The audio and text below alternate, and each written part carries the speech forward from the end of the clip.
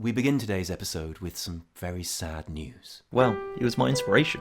I think he was everyone's inspiration, really. He made you believe in what was possible, you know? Ever since the 7th World of Warcraft expansion, Battle for Azeroth, was revealed at BlizzCon 2017, there has only been one name on everyone's lips. Zappy Boi. Zappy Boi? Zappy Boi. Obviously, I'd always enjoyed playing World of Warcraft, but if I'm honest, there'd always been something missing. Like, a hole, you know? Then Zappy Boi arrived, and he filled that hole. He filled my hole. I'll never forget that first time he zapped Greymane. It made me realise I want to zap Greymane too. All men wanted to be him, and all women also wanted to be him. Zappy Boi was universal. If you didn't love Zappy Boi, you were probably a Nazi. That's not an over-exaggeration, I don't think. Only Nazis didn't love Zappy Boi. Zappy Boi was a phenomenon, a true shaman of the people, but more than that, an icon. He touched the hearts of people wherever he went, and it was always consensual touching. I mean, obviously the official name of the expansion was Battle for Azeroth, but we all just shortened it to Zappy Boi's lore, the legend of Zappy Boi. He really was the main attraction. One of Zappy Boi's most eagerly awaited appearances was in the upcoming Seething Shore artwork on the PTR, in familiar lightning-ready pose, a pose that spoke to so many. But then one day the PTR was updated, and as quickly as Zappy Boi had entered our lives, suddenly he was gone. He hasn't been seen since. I'll always remember where I was when I heard the news. I was in front of my computer. I still can't believe he's gone. I mean, I'm sorry. If Zappy Boi's legacy is to survive, it's up to all of us to keep him in our hearts, and also to write reasonable and not at all angry tweets to Blizzard using the hashtag #SaveZappyBoi. He may be gone, but we're all Zappy Boys now. It may seem hopeless, but we can change this. We can make the world a better place. A place with Zappy Boi in it, once again. The fight back starts now. Together, we can make a difference. Together, we can save Zappy Boi. There is much to be done. And welcome to 2018, a year that will see us leave Legion and adventure to new continents, enlist new allies, fight new chins, and collect new resources to level up an artifact that will keep with us throughout the expansion. Honestly, you've never seen anything like 2018 before. It's going to be so different. So different. And okay, so we weren't really expecting much super exciting news to be happening over the holidays because most of the Blizzard staff are, well, they're on holiday, which is fair enough really, but actually, there's been more going on than we might have thought, both in-game and, more dramatically, on the 7.3.5 PTR, which you'd imagine must be approaching a final build. And this is the crazy thing about the PTR at the moment. We wrote the script for this episode yesterday. We mostly talked about the new wing of Antorus opening in NFR, a bit about allied races, because, you know, clickbait. It was all pretty low-key, but we went to bed happy that we had covered all the news and could film a pretty good show today. And then, whilst we slept, Blizzard dropped a new 7.3.5 build, and by the time we woke up, and okay, we didn't wake up super early, but still, Peculiar and the WoW head team and the MMO champion team had gone and data mined all sorts of juicy new awesome, so our old script was pretty much useless and we had to spend all day writing a new script, which is fine, seriously, that's fine, I don't even care, and here we are! But it was worth it, because when I say juicy, I'm not joking. So hey, you like legendaries? Okay, don't answer that. But a new feature just added to 7.3.5 is the purchasable synthesized legendary item. So those Wakening essences that you've been collecting to upgrade your existing legendaries to item level 1000 will have another use when the patch goes live.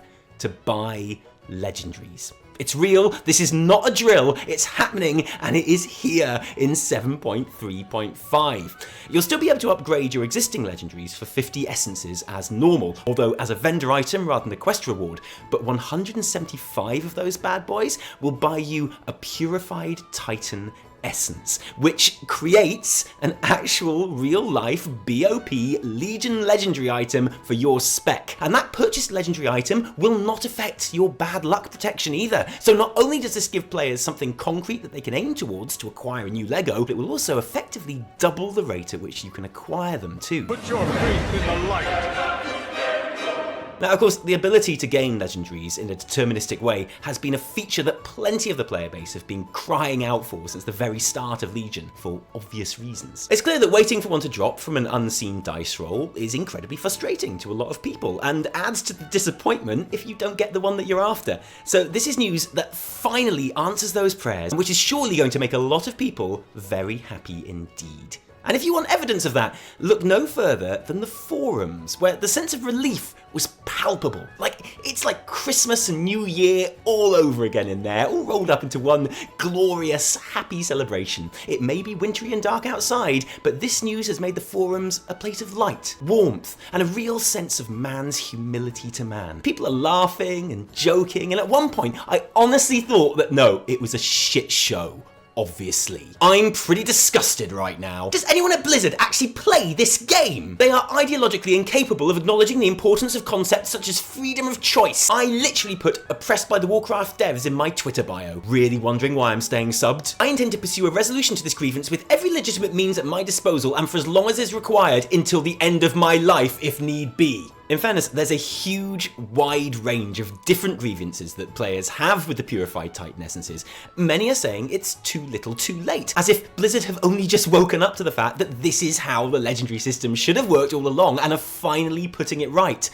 That's not what's happening here. Blizz have acknowledged that they made mistakes in the design and distribution of Legion legendaries towards the beginning of the expansion, but it was specifically never intended that you have a deterministic way of acquiring them until it no longer actually mattered. Which would be now. I'd imagine it was always the plan to have this system available to players, only after that final raid is open and beaten and when the expansion is essentially winding down and in the collect all the things stage. And that's what this is for. You were never going to get anything like this earlier, and that is a conscious design decision, not an oversight. The second grievance is a bit more understandable. Knowing that Awakening essences suddenly have a new value to them will mean lots of players wanting to stockpile them before 7.3.5 so they can buy new legendaries straight off the bat when the patch hits. If you are on Arcanomancer Vridiel's quest to gather essences, that's easy. You just don't hand them in to complete the quest and save them in your currency tab. Job done. But if you are a player that has already upgraded all of your legendaries and are no longer on that quest, then Waking Essences no longer drop for you and you have no way of saving them up in advance, which obviously sucks for you. Especially because Blizzard themselves said in a blue post that there was no use for essences once you'd upgraded all your legendaries, GG. But there are still lots of questions surrounding this new system. Like, if you already have all of the legendaries for your class, will you even be able to buy a Titan Essence? And if you can, will it become one of the snazzy account-bound legendaries that we're starting to see dropping for people now? We just don't know yet. And we don't know what the plan with stockpiled essences will be either, so any assault seems a little premature at this point. Personally, I'm pretty sure that Blizzard will nullify stockpiled essences over 50 when the patch launches for this exact reason, so I'm not going to get too upset for a bit yet. Actually, I'm pretty happy. It's going to take about 3 weeks to save up 175 Awakening Essences, or less depending on your weekly chest, and basically this is going to help some of my more neglected alts with their Mage Tower challenge before Legion ends, and anything that gets me those sweet, sweet appearances is okay with me, frankly. As well as buyable legendaries, which definitely are coming in 7.3.5, the new PTR also gives us a spoiler-tastic glimpse at something that might be. Freshly datamined and available online for all to see, courtesy of Wowhead, is the slightly rough around the edges in-game cutscene regarding the fate of our artifact weapons in Silithus. So if you don't want to know anything about that, seriously don't be a dick, don't watch this bit, skip to the time shown on the screen now. Good.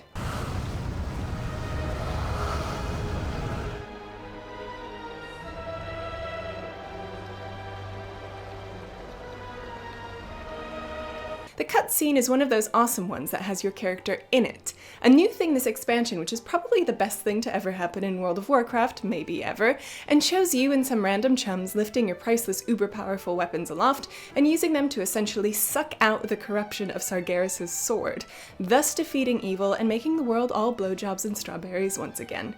It's great because your character is in it, obviously, but it does raise some important questions in my mind.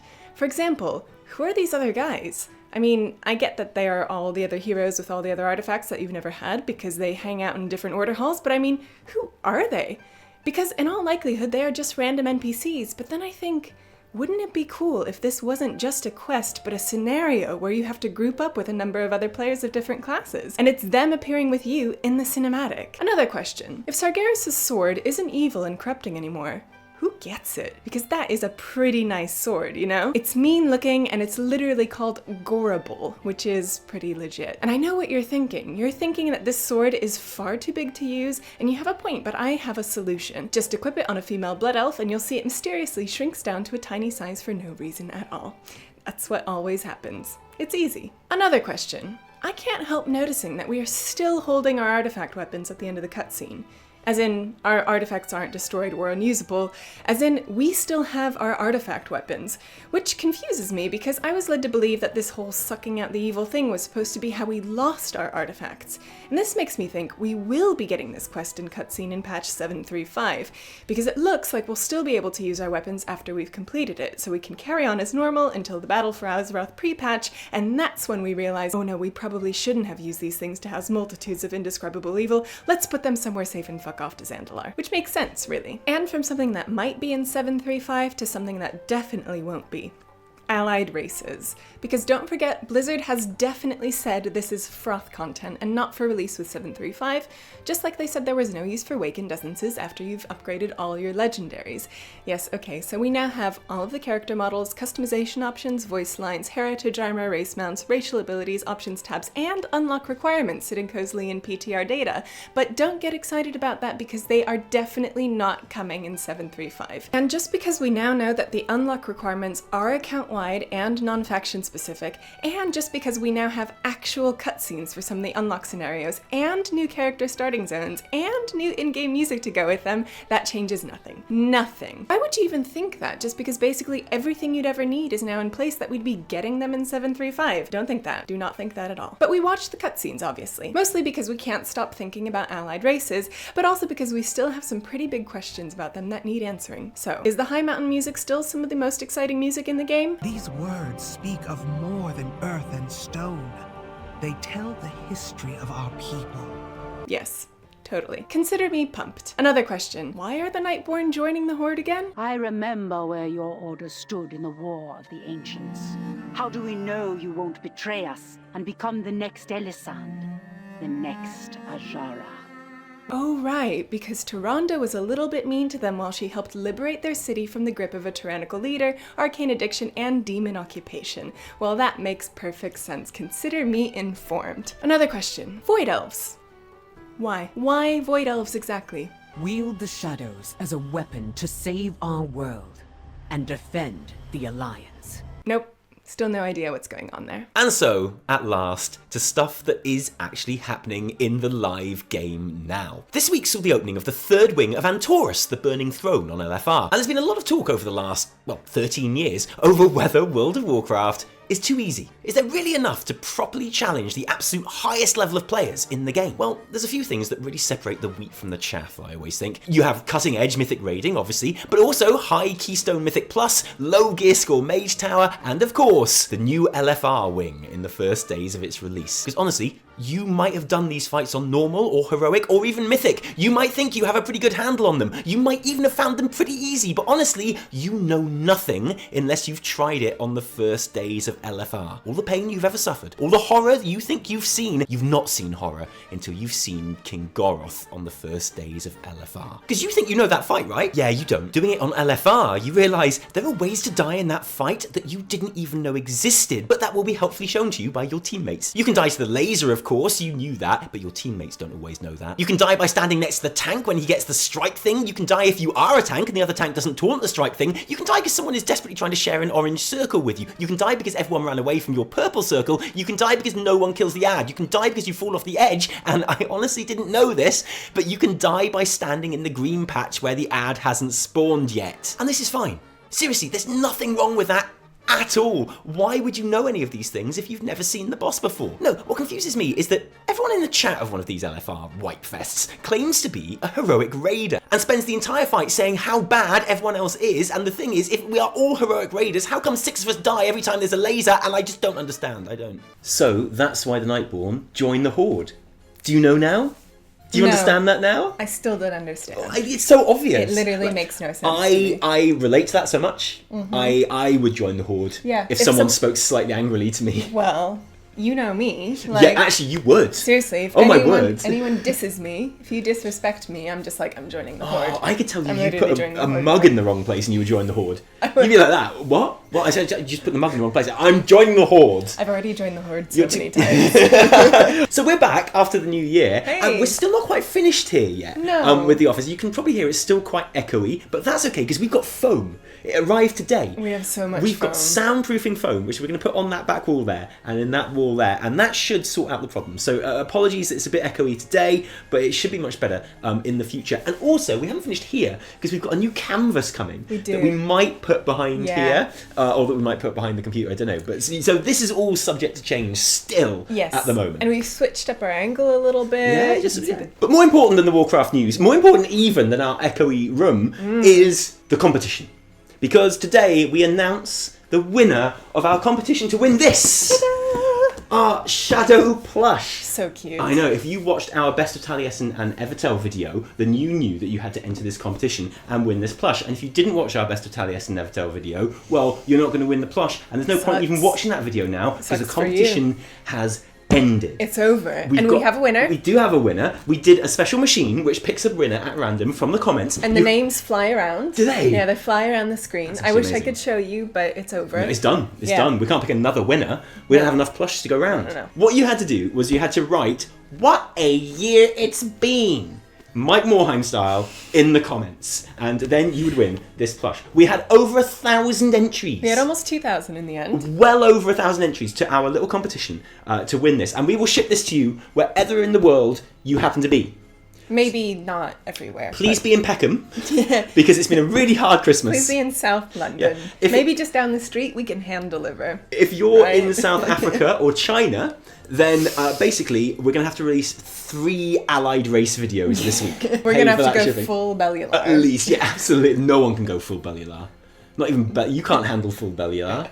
Not even Bellular can really go full Bellular. If Bellular ever let go and went full Bellular, you'd know about it. Well, you wouldn't know about it. The world would just end. You'd be dead. You'd never even know. You'd just be incinerated. Don't ever go full Bellular. Don't do That's it. a rule for life. Never go full Bellular. Hashtag full Bellular. Oh, and I have to say, you guys did not disappoint with the comments. Like, your Mike Morheim styling was We had so many different spellings of bean. It was amazing. We counted them all. They were all entered into the competition. All was well. And the other great thing about this plush is, of course, that if you buy it, some of that money goes to charity. By winning it, you have paid no money to charity at all. Lucky you. You have bypassed human decency and charitable giving. Aww. And the winner is that a drum roll? Yeah. That's amazing. Are you a professional musician? Who's it? Emily Anderton. Emily Anderton, who wrote the comment. What a year it's been. No elaboration. Just in caps. All caps. Simple, to the point. Straightforward. That's not why she won. We like your style, She was Emily. picked randomly by the machine. But Emily Anderson, congratulations. A name which I recognise because she does comment on our videos quite a lot. I would even go as far as to say she's a friend of the channel. Aww. Even better friend of the channel now, providing she doesn't live in China. We are going to try and PM you on your YouTube account. If you don't allow that on your YouTube account, please PM us. Yeah, follow us on Twitter, email us, whatever. Yeah. Get in touch. We know you will. So congratulations. This is all yours. Yay. There just remains to have one last kind of dedication to our fallen hero, Zappy Boi. What was your favourite Zappy Boi moment? Not gonna lie, when we were sitting at BlizzCon in the hall, like in the press section, right towards the front row, and they showed the cinematic for the first time. I literally screamed when I saw Zappy Boi. No, I'm not even kidding. Yeah. When I saw him, I flipped out. Well, I flipped out when Sylvanas did her thing. Well, then he was like the little, I was like, ooh, absolutely. And then I was like, oh. But Zappy Boi, I'm not lying, bought the house down. Yep, yeah. People were loving Zappy Boi. But he's in the background, right? And I was so pleased when I saw the internet pick up on Zappy Boi. Yeah. It wasn't just me. I was like, thank you for recognizing his service. My favourite Zappy Boi moment was the thing that he's been taken out of. The Seething Shore loading screen. Because when he appeared in that, I was so happy. Yeah, I was like, they are making Zappy Boi a proper thing. Him. This is like a proper thing. There you are, Zappy Boi. There he is. There he is. And I know why they took him out. Why? It's because in that picture, you've got Horde and Alliance running towards the same thing. Yeah, if Zappy Boi was there, all the Alliance would be dead. That's the thing. Like, if you see that picture and Zappy Boi's there, you don't believe that those Alliance people would be alive. Because they would be dead. They'd be dead or they'd have run away. I have genuinely changed my Orc Shaman to a Troll Shaman called Zappy Boi. On an RP service, we'll see how long that lasts. There are very strict naming rules. Thank you for joining us today in the first weekly reset of the new year. If you liked the video, don't thank us. Thank our patrons who give their actual real-life money to help this video happen. Thank you so much. We've got new videos coming for you, keeping you updated with our studio and what have you, but you guys are absolutely amazing. If you didn't like it, downvote the shit out of it. Remember, my name is Peculiar. Oh. I know, topical, because you know all the data mining So and stuff. It's quite topical. good. No, it's not anyway. My name is Taliesin. And I'm Evitel. And until next time, cheerio.